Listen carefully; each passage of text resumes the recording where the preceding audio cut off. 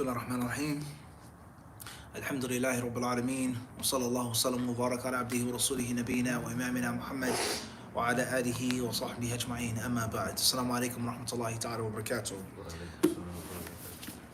One of the books I'm sharing with you guys tonight, بإذن ta'ala, from my library is a book which is called الترغيب في فضائل الأعمال وثواب ذلك للإمام الحافظ المكثر الواعظ أبي حفص عمر بن أحمد بن عثمان بن شاهين المتوفى سنة 385 للهجرة. The name of this book is called الترغيب في فضائل الأعمال وثواب ذلك. Encouragement, inspiration, inciting to do virtuous deeds, to perform virtuous deeds, to do acts of righteousness, and the rewards and the merits of doing so. A book which is to inspire you, encourage you to do more good deeds, to do as many good deeds as you possibly can, and informing you, reminding you of the rewards of those good deeds and the blessings of those good deeds. The author of this book is by a grand master of Hadith, Mukthir, all right? A very strong Hadith grand master, Imam from the Imam of the 4th century, Abu Hafs, Umar ibn Ahmad ibn Uthman, who's well known as Ibn Shaheen, Imam Ibn Shaheen. And he died in the year 385. So he's the 4th century, 385. And there were other great ulama who died in that year as well. Tahqiq Salih ibn Ahmad Muslih al-U'ayl. The book is edited. Ishraf Dr. Akram Diya al-Umari. There's several different editors, specialists with regards to manuscripts, let alone hadith grading as well mentioned. And the printer of this book, or the publisher, is Dawud ibn al-Jawzi. Dawud ibn al-Jawzi. All right, 1-volume book. And this is from, this is Al-Isdar al-Thani, the second copy of 1430 of the Hijrah. 1430 of the Hijrah. Like many great scholars of Hadith, many grand masters, they wrote about virtuous deeds, righteous deeds. What are those righteous deeds? What are the rewards of those righteous deeds? Why do we need to be constantly reminded of those righteous deeds? To go to Jannah by Allah's mercy, with Allah's mercy, with Allah's permission. Now, especially during a time in which we live, let alone, how they live, very different. They thought and they felt the need to speak about this and to encourage the people to do these good deeds. What about our times?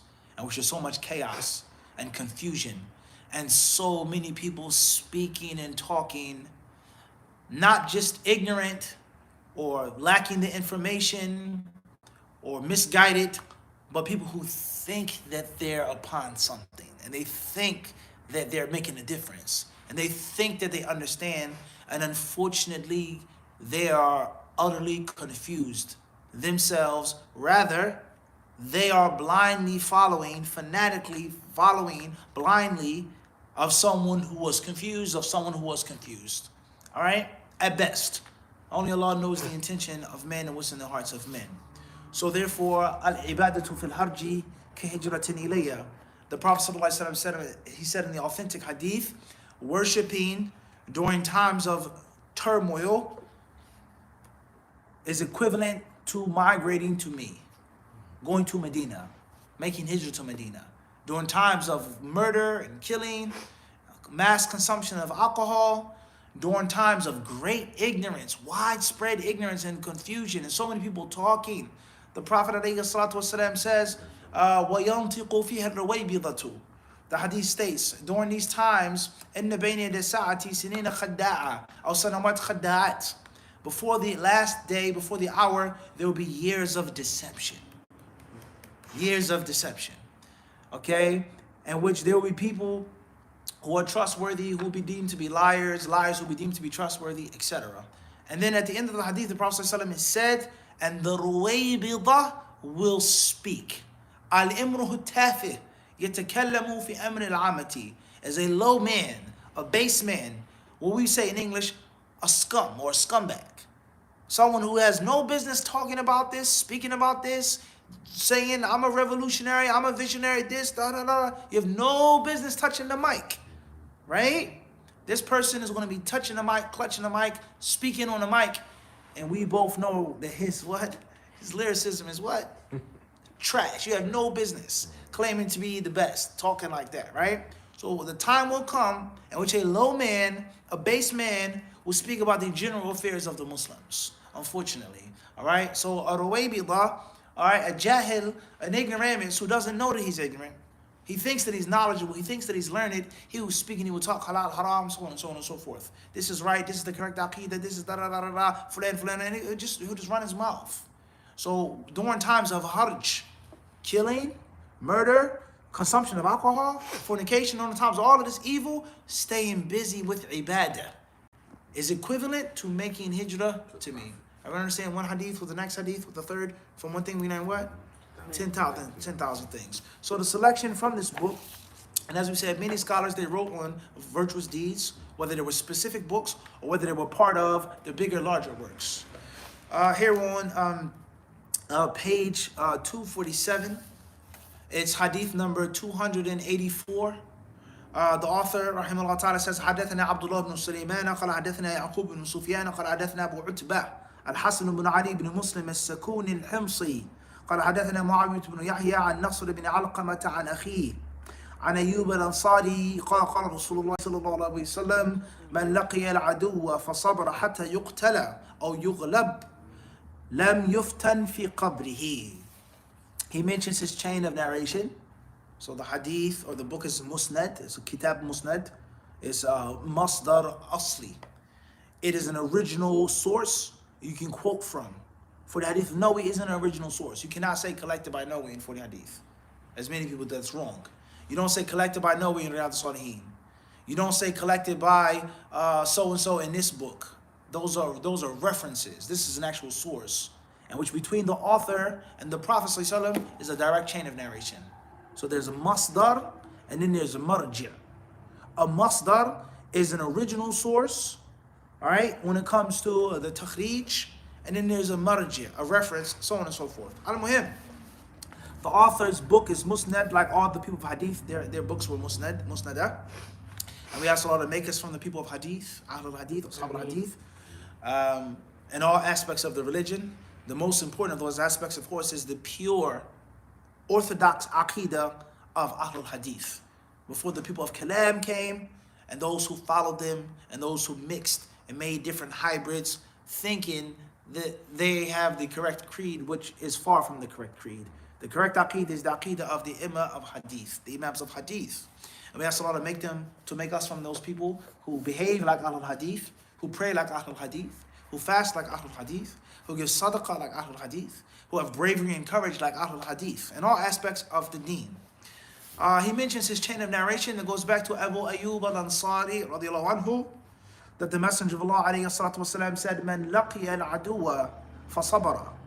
Whoever meets the enemy, whoever meets his enemy, fasabara, and he is patient, hatta yuqtala, and he is killed, or yughlaba, or he's defeated, lam yuftan fi qabrihi, he will not be tested in his grave. The one who's fighting, and obviously we're not talking about jihad or nafs here. We're not talking about jihad or nafs. Nor are we talking about jihad with the pen or knowledge. We're talking about what? With the sword, physical fighting. He who meets his enemy on the battlefield, and he does not cower, he doesn't run, he doesn't have a mental breakdown, right? He doesn't start shaking and convulsing, he doesn't lose his senses, he doesn't tuck his tail, he doesn't give up, he doesn't scream and cry and turn into a snitch or an informant or a rat. La, fasabara. He's patient upon his wounds, upon his hunger. He's patient upon the enemy outweighing or outnumbering, etc., etc. He's fasabara. He bears him, he's sabr, he's patient upon the fighting. I miss my family. Dang. My wife, my kids, where are they right now? Are they alive? Are they dead? Has the enemy captured them? Has the filthy, dirty enemy, have they raped my wife, my daughter? Are they torturing my son? I'm going to go leave the battlefield and go catch up with them. I miss them. I miss my farm. I miss my house. I miss my cup of tea with my family. I miss, what I used to do. For sabr, he's patient, right? He's patient. And one of the two things happened to him. And none of these two things mentioned are him winning. But he's going to lose his life by the hands of the enemy, or yughlaba. He'll be defeated, captured, or surrendered. What al-muhim, he's defeated. From the rewards of this mujahid, of this ghazi, of this warrior, who doesn't quit, who doesn't cower, who isn't a punk, who isn't scared, who doesn't fall victim to pressure and to the blame of the blameworthy people, no matter who they are, no matter how many people they are. And the one who doesn't believe in the lie of politics and the politicians and their false broken promises, right? He will not be tormented, or he won't be put through a trial in his grave. Allahu Akbar. So adhab al-qabr is one thing, the punishment of the grave. Na'im al-qabr is one thing, the blessings of the grave. Hayatul qabr, the life in the grave. Dajjatul qabr, the squeezing or the snugness of the grave. And the fitnatul qabr, the fitna, the angels coming to you, sitting you up, asking you those questions, putting you through that ultimate test, that biggest test. As they tell an athlete, this is the biggest game of your entire life. That college, Rose Bowl, Sugar Bowl, that's nothing. High school, remember that big game was on the line, your family was there, your girlfriend was there, you're in the championship game right now. This is the biggest game you've played in your entire life. This is the biggest test that you're going to go through in your life. Those angels asking you those questions, that's the greatest test that you're going to take in your entire life. So Allah Azza wa Jal, He will protect the martyr. He will protect the warrior for Islam. He will protect him from fitnatul qabr. And of course, there are other ahadith with regards to him being protected from the grave, him interceding for family members, so on and so forth. And there's one narration that states, كَفَى بِبَرَاقَةِ السُّيُوفِ عِنْدَ رَأْسِهِ فِتْنَةً أَوْ كَمَا جَاءَ بِهَذَا الْمَعْنَى. All right, sword swinging by his head is more than enough fitna for him. That he's had his share of what? A fitna. So someone putting their life on the line, fighting for the cause of Allah, that in itself is a major stride, right, to take. And of course, not too many of us have this courage. Not too many of us can do away with our comfortable, cozy lifestyles.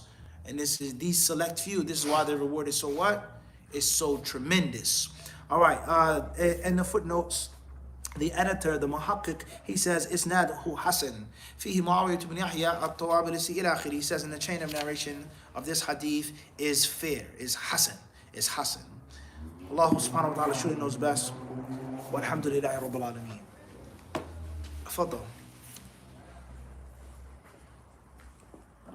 Jazakallah khairan.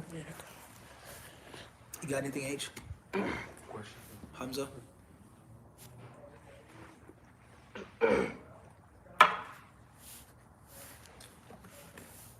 MHG, Queens, NY. Assalamu alaikum, Sheikh. On Thursdays, which masjid do you teach? I'm hoping to benefit in person, inshallah. Bidhna ta'ala, jazakallah khair. Wayakum. Well, right now, we're here at our masjid, Masjid Ahlus Sunnah wal Jama'ah, or commonly known Masjid on the Van Wyck, or Masjid 109, Thursdays at 8 p.m. Please make sure that you are up to date with the chat, the group chat, the different discussions, which tell you when I'm traveling, or when I'm local, so on and so forth. Wallahu ta'ala alam. KB, Montreal, Quebec. Are today's braids considered sunnah? If not, what makes someone's braid sunnah? Today's braids, are they sunnah? Well, I mean, first and foremost is having braids in your hair, is that a sunnah? Or is that just a hairstyle? Something that the Prophet ﷺ did, regardless of when he did it, when he was young, when he was older. The hadith mentions the Prophet had 2 plaits. What age was he? But is a hairstyle sunnah? If there's text stating that there's a reward in it, a blessing in it, a benefit in it, then there's a, and if not, then it's style, fashion, as long as it isn't haram. And we've explained this many times before, what is a sunnah and what isn't, with regards to medicine, what's the Prophet's medicine, the spiritual blessings, the spiritual benefits of this black seed versus 7th century Arabia. That was their medical knowledge that they had. That's what they practiced, right? Wallahu ta'ala alam. Bronx and White TA. Have you heard this hadith? It is authentic. من أعرض عن صحابي بدعتي بغضا له ملء الله قلبه أمنا وإيمانا. I'm trying to find its grading of if you heard. Say it again, please. Bronx NYTA, have you heard this hadith? It's authentic. Is it authentic? من أعرض عن صحاب بدعة بغضا له ملأ الله قلبه أمنا وإيمانا. I'm trying to find its grading of if you heard of if you Send heard. it to us, please. Send it to me. Email it to me.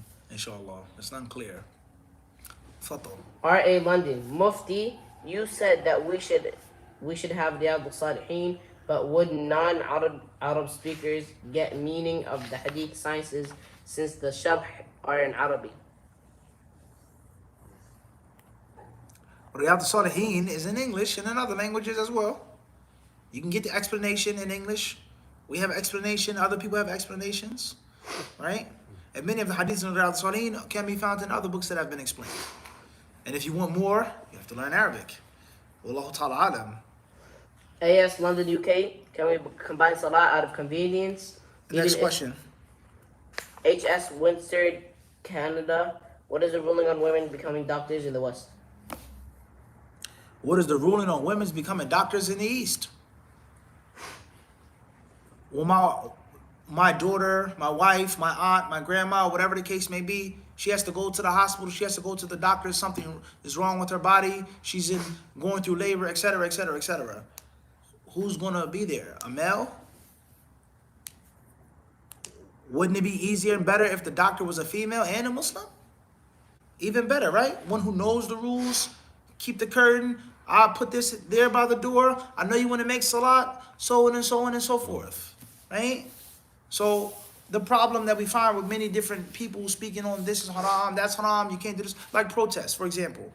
And we're not here to talk about protests, whether they are right or wrong. We have a full lecture on that, a scholastic discussion on protests. You can find it on HadithDisciple shop, HDVIP. That isn't a public lecture. Many people, they say that protests are haram because they come from the West. Obviously, people speaking in the East or the Middle East. All right, no problem. But if that's your rationale, that just because it comes from the West, then you have to get rid of a bunch of other things that also what? Come from the West. And many people who say that and they feel that way, and that's fine. That's a valid opinion if that's what you want to believe. You can't be a beneficiary of other Western practices and technologies as well.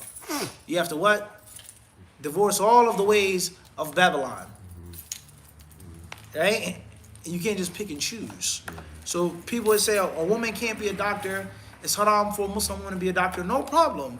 But you yourself are going to go to that Kafir hospital. Right? And you're going to request a what? Female doctor. And of course, if you had a choice between a Muslim female doctor, anyone with any common sense will what? Choose a Muslim. So how does she get in that position? That's haram, she can't be there, but you're benefiting from it. You're supporting it. You're using your riba insurance card to get that sinful Muslim woman. So it's haram for a Muslim woman to be a doctor or nurse. You can't go to college, can't go to school. Okay, well, what about the people's needs? You understand? Now, are there things that are haram elements with regards to a hospital or a clinic or women working or whatever the case may be? There are many things like that, right? Wallahu ta'ala alam. AS London, UK, any advice for a brother who is going through slander so much so where he may be in danger? I don't understand the question.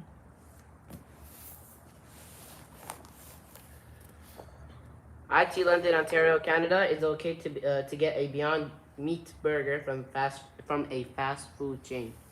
Beyond Meat burger. Is it halal? Well, it's not meat. So you don't have to worry about the zabiha, non-zabiha issue. Walakin, however, what type of flavors or flavorings are in that Beyond Meat patty? Second of all, if you say cross-contamination, you pick up the bacon, the pork, the Baconator, right? What did it? What's the Shack commercial? You Shack Muslim? Supposed to be Muslim, right? The Papa John's he said we need more pepperoni, shakaroni, right? Allahu musta'an. So the people, they say you can't eat from Papa John's because scratch and sniff, cross contamination. You pick up the pepperoni on the shakaroni, and I just got a cheese for iftar, right? I ordered it on the app, 30 minutes before the event. But is the guy who's handling your Ramadan pizza, iftar pizza that you're making dua for Allah to bless your fast, is the same one that handled the what? The shakaroni, right? So that's a problem. So you're still going to deal with the cross-contamination concept. If you don't have a problem with cross-contamination, or if it's, what can you do? And it's not meat, then, right? Beyond meat, right? Allah musta'an. EA Valenciennes, France. If someone tried to get rid of music and replace it with Quran, but is not 100% focused on the recitation when he listens to it, is it considered as disrespect for the Quran? Keep listening to the Quran. Keep trying. If you're struggling with music, you wish to replace the music with the recitation of the Quran. Keep fighting. Don't give up. Don't stop. All right. If you fall 7 times, get up 8 times. Let the shaitan become exhausted before you become exhausted. Let the shaitan give up and lose hope before you do. Essay London, UK. How to build a personal Hadith disciple schedule if someone wants to study heavy on Hadith sciences while also while also beginner level on all other subjects if possible. What's the rule on a skip or full cup or not? A lot of A beginner, but at the same time, what? All the other sciences? What did you say? Al-Muhim, the answer to the question is in the what? In the question. Values flow according to their due measure. You gotta slow down, you gotta minimize. You can't take too much stuff. You gotta just what? Focus on a few solid things as a beginner. Build up your momentum, build up your confidence by Allah's permission, your consistency, then you gradually what? Expand. You can't study 10 subjects all at once as a beginner. Wallahu alam. DC, Philadelphia, PA. Assalamu alaikum wa rahmatullahi ta'ala wa barakatuh. What is the proper way to ask your imam if you can be his assistant and travel with him when he teaches? I do armed security and bodyguard work for a living and would like to be his personal security as well as an assistant in anything he needs, tea, water, etc., making sure he's overall good. Just ask. Sheikh, I would like to be like Musa and Khidr. Tayyib, I would like to accompany you. I would like to travel with you. It's that simple. Oh, no, it's okay. Jazakallah khairan. You make him an offer he can't refuse. Sheikh, you need somebody like me. I need somebody like you. Hand in hand, right? Wallahu alam. SA London, UK. I want to get married in 1 month, inshallah, bidina ta'ala. Any brief, beneficial advice you can give me and my future wife, please, Mufti. You about to get married? Any advice? Work on anger management. Control your temper. Learn how to express yourself without getting angry. Assalamu alaikum wa rahmatullahi wa barakatuh, Sheikh. K.A. Fridley M.N. I know the shaitan will try to make disbelief and distract you from Allah Azza wa Jal. Does he also discourage you from taking care of yourself, hygiene, learning, goals, etc.? And how do you tell the difference between waswas, doubts, and intuition? Barakallahu feekum, jazakallah khair. Wa yakum, may Allah help us all. Ameen. Shaitan doesn't want to see the son of Adam happy, period. Spiritual happiness, religious happiness, worldly happiness, period. Shaitan likes lethargy and laziness, period. Shaitan likes dirt and filth, period. Shaitan likes confusion, sadness, and grief, period. Wallahu alam. DB, Bosnia.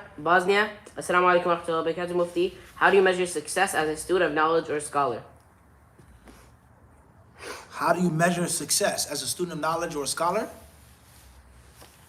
How soft your heart feels. How much regret you have for your sins and flaws. How much of a servant do you see yourself for the people? Wallahu alam. MH Toronto, Canada. How to build my memorization, make it stronger. Take our course, How to Become a Serious Student of Knowledge. We spoke on memorization in detail, the theory and the practice. DB Bosnia, Assalamu alaikum. Is it permissible to attend the annual peace march held in Bosnia in memory of genocide victims? Jazakallah khair. Subhanallah. I didn't show you guys the atlas, but I want to show it now since we got another question. Questions from Bosnia? No. I didn't make this up, nor is this scripted, huh? As we speak, look where the atlas is. What countries do you see? Read the countries, Hamza. Romania, Romania, Hungary, Hungary. Read all of them. Bulgaria. What else you see, H? Yugoslavia. Turkey. What else? What else you got? Greece. This part of the world is known as the what? The Balkans. Bosnia, located where? Come on, guys. Yeah, we on live, man. You're embarrassing us. Al-Muhim. The different wars that were fought, Bosnians, Yugoslavians, Serbs, this, that, so on and so forth. La hawla wa la quwwata illa billah. A great war. Countless atrocities were committed. A horrible example of ethnic cleansing that most Americans or people in other Western countries have never even heard of or been taught about, unfortunately. My utmost respect for all of those brave Muslims, men and women who fought for their rights, for their honor, for Islam, for the protection of what Allah told them to fight for, and they lost their lives. Okay, I met a few brothers and sisters as well, but I've met a few brothers that were actually victims of some of those atrocities and actually fought in some of those wars. All right. So the Muslims from that part of the world, they have my respect, and I don't feel shy saying that. And there are many different things that many brothers and sisters who come from that part of the world have, which is I consider to be special, whether it's Bosnia or Montenegro or the Balkan region. Some of the best hosts, some of the most hospitable people you'll find come from there. That's a fact. Right? So, may Allah make it easy for us all. When you study that war, some many difficult things. Repeat the question, Hamza. DB Bosnia, Assalamu alaikum. Is What it city? Town. خلاص DB Bosnia. Gotta put the town now, inshallah. Fadal. May Allah bless the Bosnian brothers. I mean. Next question. Yeah. MS Jatinu, Gatnu. Canada. Gatnu. Either word. Assalamu alaikum, Sheikh. Is it unbalanced to give da'wah more to Muslims than non-Muslims in the West? Is it okay to focus on Muslims, or should I do 50-50? There's nothing wrong with focusing on just giving da'wah to the Muslims. If that's your thing, you do what you're naturally good at, what you're naturally inclined towards doing. That's it.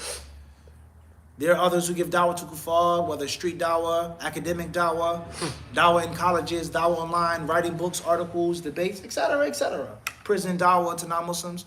Everyone has their what? Their function. Sometimes you gotta have a mixture. Sometimes you focus on one thing. There are different theories. Okay, some people say that I'd rather be a master, or I'd rather just focus on one thing and devote myself to one thing, instead of flipping and flopping, floundering in other things. So that depends on your ability, how dynamic you are, right? Wallahu alam. SA London, UK. What is your best advice on staying mentally sharp? Best advice on staying mentally sharp is to realize how ignorant you are and how you don't know that much. And the more you learn, the more you realize how ignorant you are. and how endless knowledge is. So the quest for knowledge is lifelong. There is no, I'm done, I'm finished, I'll graduate. Nah, this is how you stay sharp. Knowing that there's a need to stay sharp. Wallahu alam. IT London, Ontario, Canada. If I'm in a situation where I'm on a short break during work and prayer times come in and I can't pray while someone makes the adhan late, we can have a mini prayer room. I cannot make the adhan between. I don't understand that question.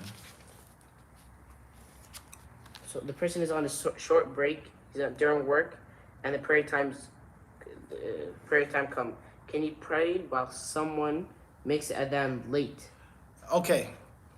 There's no prohibition of making salah if the adhan is late. If the adhan is late and you have to pray, you have to get back to work, you pray.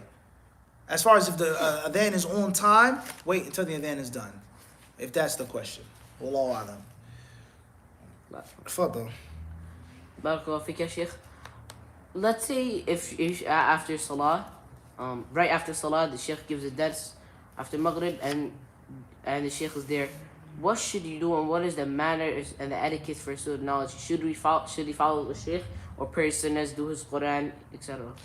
Understood. Well, if the class is after Salat al-Maghrib and it's right after the Salah, he's reading from a book, you sit and you listen and then you make your sunnahs. As far as if the class is a little afterwards, then make your sunnahs. There's no problem with, doing this and that. Then you sit in the class, inshallah ta'ala. Is that your question? No, it was the Sheikh already completed the class. Okay. He gets up, he answers his question. Should you follow him or can you pray your sunnahs and then salam alayhi, follow him? Is he leaving? He's leaving? Leaving / you don't know what is his next step. Oh, so if he's leaving, then follow him to the door. Harass him. Ask him questions. Read to him. As far as if you know that he's going to be around for a little bit, make your sunnahs briefly and then jump back to your sheikh. Inshallah. That's what I would do. However, every sheikh is different. There's some sheikhs that get annoyed by things like this. I had many teachers in Medina that would make it clear to the students, do not follow me. Don't follow me to the car or to the office. I'm not your friend, nor do I want to be your friend. I'm your teacher. I'm your professor. That's it. I don't want you to ask me questions about. Please leave me alone. Seriously. And then there were other teachers that wouldn't say anything if you went or whatever. And there were other teachers that was well known and they would welcome what? Everyone. And subhanAllah, man, that takes me back, man. Medina days, man. I remember those days, man. It was the different shuyukh, man. All right, you had different types of teachers in Kulit al-Hadith. You had teachers that were like just teachers, professors, and then you had teachers that were big time sheikhs outside as well. They was holding outside and inside. It was known. And they were about ilm and knowledge. And some teachers, they were like, other people have said it, I'm not saying it. They were teachers in the daytime, but businessmen. Yeah, it was, they're just a professor. But the main ones was what? People of hadith. And it was well known from the time the sheikh would get out the car to the classroom, he would be swarmed by students. Swarmed. 10 students, yeah, sheikh, and sheikh would be answering, walk into the classroom. And he would have to calm everybody down and let them sit down and start the class. The moment the class is done, everybody up to the desk. Sheikh couldn't walk. And he would literally, it was like a cloud of smoke. The students around the sheikh, slowly moving from the desk to the door to the hallway down the steps to the parking lot. And then at the sheikh's car, we would hold him up for 5 or 10 minutes, asking him more questions, bothering him, harassing him. Yeah, sheikh, you said this is wrong. No, just like that. That was the energy of Kulliyat al-Hadith. You understand? That was the energy. And it's the teacher would feed off of the students would feed off the teacher. It was a beautiful thing. And I can remember, me personally, my personal experiences, the amount of knowledge that I got just from those swarmings and harassments. You understand? Different questions that I had or issues that I had or whatever the case may be. A letter of recommendation that you needed, tazkiyah, whatever the case may be, right? Wallahu alam. ZJ, Ohio, USA. What should you do if you're breastfeeding and salah is about to go out? Should you stop and make salah? Well, if you're breastfeeding and the prayer is about to go out, obviously you shouldn't wait until the last minute to pray. So that's first and foremost, you have to prioritize your prayers. Babies, pampers, diapers, husband, yourself, your own, but you have to prioritize salah. That's first and foremost. For argument's sake, whatever happened. You have to go. It's time to pray. The baby, put the baby down. Baby has to cry, and anyone who has children knows that babies cry. That's a part of it. That's not what you want, but babies cry. That's a function of a baby, right? So I have to pray right now. And I'm sorry, Abdurrahman, you're safe, and whether the bassinet or whatever keeps the child safe away from I gotta make my salat real quick. Or if you had to hold the baby at the same time, breastfeeding or not, whatever the case may be, do what you gotta do, but you have to pray. Wallahu alam. Assalamu alaikum wa rahmatullahi ta'ala wa barakatuh, ya Sheikh. Mufti, I am from Leicester, Pennsylvania. What's the ruling on a Muslim specializing in consulting can apply for state grants to make a difference in the community? Say the question one more time, please. Assalamu alaikum wa rahmatullahi wa barakatuh, Mufti. I am from Leicester, Pennsylvania. What's the ruling on a Muslim specializing in consulting can apply for state grants to make a difference? Clear. What's important is if you're a consultant or any type of financial specialist or whatever the case may be, then the ruling of that is going to be the ruling of that. Halal, haram, whatever it may be. And like we said with regards to Muslim women being doctors and nurses, we need these services. The scholar, the da'iyah, the caller to Islam needs what? Money. He needs doctor. His wife is going to get what? Pregnant. Sick and pregnant. Checkup. Right? The sheikh needs someone to live. He needs a car to drive. He needs socks on his feet to wipe over. So these worldly things are needed for the spiritual establishment. So we can't live in a delusional world thinking that we can just do away with the people of knowledge in other fields. We need scholars of medicine, scholars of law, scholars of the streets, bankers. All those things are needed for a what? A community. All right, we have an Islamic school. Who's going to cook the food? Who's going to prepare the lunches? We need a scholar in the kitchen. Everyone understand this? Brother Fulan is an alim when it comes to food, right? So I can't disrespect his profession. I'm a scholar, you're a cook. So in his profession, he is an imam. Everyone understand this? And the brother who's good with the money, he's a what? He's a scholar in his realm. All right, so these things, they're needed, okay, for Islam to be established and to flourish. And of course, we all know the importance of money. And that's just the bottom line. No money, no Islamic school. No money, no masjid. No money, no dawah. No money, no live stream. Right? So therefore, applying for a grant, if there's a need, all right, and we're not here to talk about this or to speak about this, but when we talk about an Islamic community, there are many things that, alhamdulillah, many Muslims are doing right and have been doing right, alhamdulillah. And there are many things that many of us are doing wrong. And we've been doing wrong. And from that is having a community rely upon donations. That's not going to work. We need businesses, we need investments and grants. The church gets the grants, the synagogue gets the grants. These why can't the Muslims are citizens as well? Our children have to play basketball too. We have a parking lot as well, right? Okay, so you need a collection of people, a board, a member of people to have knowledge of these different fields and spheres of life. From the Islamic spirituality, finances, politics, security, etc., etc., etc., etc., for it to be a complete spectrum, right? Wallahu ta'ala, I mean, it's that simple. No money, no movement. Right? He said, no dough, what? No, right? It's just that simple. Wallahu alam. M.Y. Edmont Alberta. If a bed has pee on it, but the pee has dried, and we sit on this bed, does it break my wudu? If the bed has pee on it, whether it's fresh or dry, does it break your wudu? No, it does not break your wudu.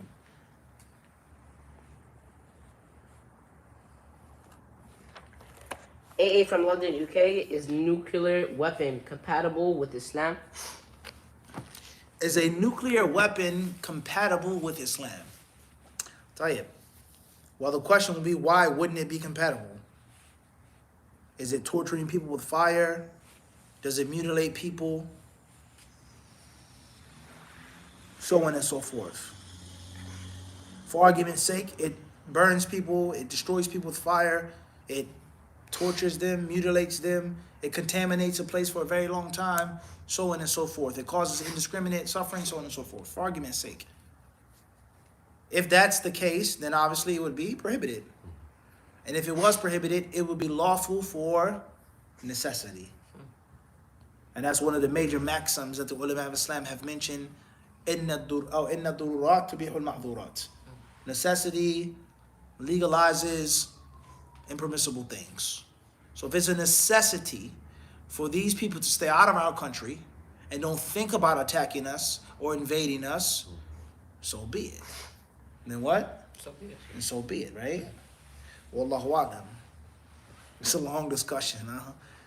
It's a very long discussion. Tfaddal. GS Denver CO. Assalamu alaikum wa rahmatullahi wa barakatuh, Mufti. Is a salah invalid if you pray with hands to the side? Jazakallah khair. Wayakum. Putting a hand over top of the right over the left, it isn't something which is an absolute must in a salah. From the conditions or the arkan or something that you have to do. Is it recommended? Is it from the sunnah? No doubt. There's no doubt about that. But is it something which will render your prayer null and void? Can't say that. Alright? Wallahu alam. OR Springfield VA. Assalamu alaikum, Sheikh. What do you recommend Muslims to focus on giving? What's going on in Palestine, and oppressed Muslims across the world? What's the question? What do you recommend Muslims to focus on giving? What's Giving? going? What do you mean, like donations? No, I think like either giving their lives and to go there. Like, what should we do? Right. Well, the situation in Gaza, without any doubt, is a dire situation. May Allah protect us from being hypocrites. Whatever type of hypocrisy may be, Allahumma musta'an, Allahumma musta'an. The hypocrites who keep back, they'll sit back talking, blah, blah, blah, blah, blah, blah, blah, blah, blah. All right, the politicians will use these different words. What did he say? They have to put a premium on civilian. What the heck does that mean? It is imperative for Israel to put a premium on civilian casualties. What the heck? Excuse my French, like, what the heck? Why can't you just say, you gotta stop killing kids and babies and innocent people? You have to stop. Your sick, murderous game has to stop. You don't have to use these funny, weird, awkward, vague terms, right? And every day you watch the news, you listen to the news, Al Jazeera or whatever you're watching, and it just makes you sick. Just the nonsense, the games, the hypocritical games, right? Allahumma musta'an. So therefore, you do what you can. You change the evil according to your ability. You take the situation in your own hands according to your ability, whatever you can. If you can give yourself, you give yourself. If you can't, then whatever you can, your money, your wealth, your dua, whatever you can. All right? No, Allah doesn't burden the soul more than the soul can bear. No matter what's happening in Gaza, no matter what's going on, it isn't upon you to do more than you have the capability to do. End of discussion. All right? Of course, you can want to do more. I wish I could do more. I wish I could be there. I wish I could change. But it's only going to be what Allah wants it to be. And of course, the situation there in Gaza is beyond tragic, beyond dire. And the hypocrisy of these people is beyond plain. The mask off, the mask, the moments is clear as day. What they believe, what's their agenda, right? So on and so forth. Their double, triple standards, so on and so forth. You got to be, like we said, you got to be a fool not to see it. All right? So with regards to people boycotting different companies, you got to understand a few things about Israel, okay, and Zionism. I said this before and I'll say it again. From my study of what's happened and what is happening and what they plan to happen or to take place, they're playing strategic chess. They didn't make certain moves that were bold moves until they had already calculated and surveyed everything. And they had already tested the waters. and they had already predicted how they're going to react, so on and so on and so forth. David Ben Gurion, okay, one of the founding fathers of the modern state of Israel, the first prime minister, so on and so forth. If you read his memoirs, if you read his diary, you'd be shocked what you'll find. You'd be shocked, utterly shocked. And how before they went with the mass ethnic cleansing in 1947, before 1948, don't forget, because the fake, false, fabricated Israeli narration is the Arabs left as refugees. They were scared of the war. They left from Haifa, from Jaffa, from this one, that one. They left. We didn't kick them off the lands, murder, rape, stuff. They left. Okay, so why can't they come back now? Right? We know that the ethnic cleansing happened before the fight, because that's their fake, phony, fabricated version. Is that the UN partition of Israel and Palestine, the Arabs were displeased with it. They said, no, this is unfair. And then they waged war against the poor, helpless state of Israel. And they wanted the Arabs wanted to make another Holocaust. So this is their version of the story now. All right. So Egypt, Jordan, obviously that was the fake war. Allahul Musta'an. No disrespect to our Jordanian brothers and sisters, but that was a fake war. The Jordanian army, the Arabian Legion, it wasn't a real war. And we don't want to go too far about the tragic things that break your heart when you read the history of the betrayals of the different Muslims or the different Arabs. It's unbelievable. La hawla wa la quwwata illa billah. The backstabbing upon backstabbing upon backstabbing. So Syria, Arabs from Lebanon, from Iraq, different volunteers from around the Arabian world, the Arab world, they fought. They waged war against Israel. So they say that the UN decided that Israel and Palestine will be split. More than 56% will be given to the vast minority, the Zionists, and the remainder will be given to the Arabs or Christians or whatever, so on and so forth. And the Arabs, they weren't pleased with that. It wasn't good enough for them. They didn't want us to exist. We didn't have the right to exist. They wanted to murder us. They wanted to slaughter us. They were like Nazis. So they fought us, we beat them, they lost, and those, the Nakba, all of those Palestinians were just refugees. But that's a big, fat lie. That's a big, fat lie.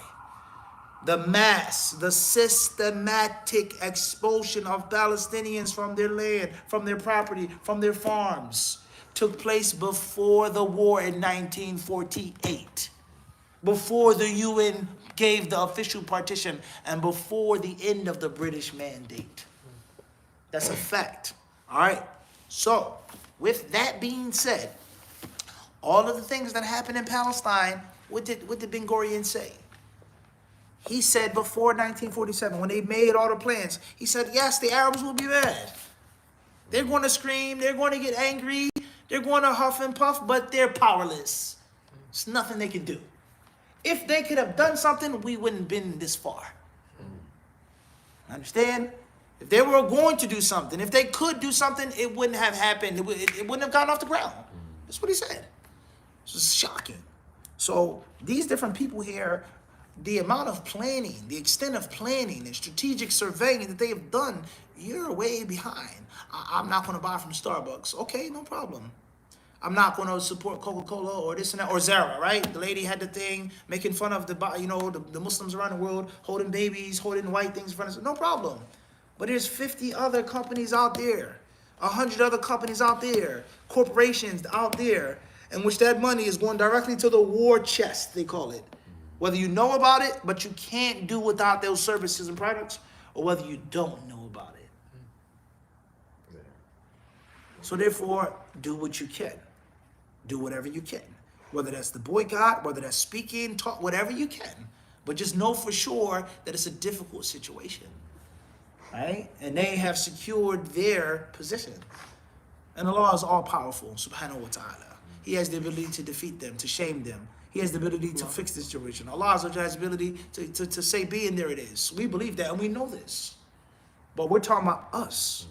So as we try to do what we can for our brothers and sisters in Palestine, in the West Bank, and in Gaza, and in other parts, we have to learn from history. And we have to fix a few things, and rectify a few things, and change a few things.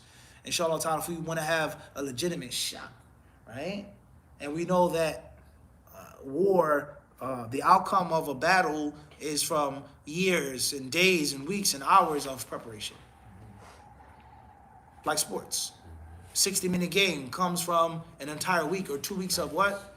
Preparation, film study, resting, free from injuries, etc., etc. The field, the home, the home to everything. It's not checkers. So we have to learn how to play chess. We have to practice our chess.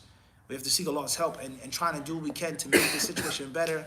And by Allah's permission, hopefully in the near future, inshallah ta'ala, make the situation right as it's supposed to be. We ask Allah to help our brothers and sisters in Gaza and in the West Bank. Those who have lost their lives, may Allah have mercy upon them. Those who are sick and ill, may Allah heal them. Those who are suffering, from those bad conditions, the rain, the cold, having nowhere to go, bad sanitation, all of those things, may Allah help them. And may Allah give victory to all those who fight them and those who stand in the face of oppression. And as I didn't say it, what's the guy's name? Scott Ritter. What did he say? He said anybody in their right mind would have praised them for October the 7th. No one would condemn them for October in their right mind. Any American, any man who fulfills the definition of a man or woman would have said they were supposed to have done that. Someone who kills you, rapes your women, takes your land, does all of those evil things to you for decades and decades and decades. What do you think is going to happen? You're supposed to just sit back and do nothing? Come on, man. You're not being honest, right? You're a hypocrite. We both know that you are. We both know that you're a liar, right? Keep it real for once. What would America do? What did America do? No representation, no taxation without what? Representation. What did they do against the British? Did they submit?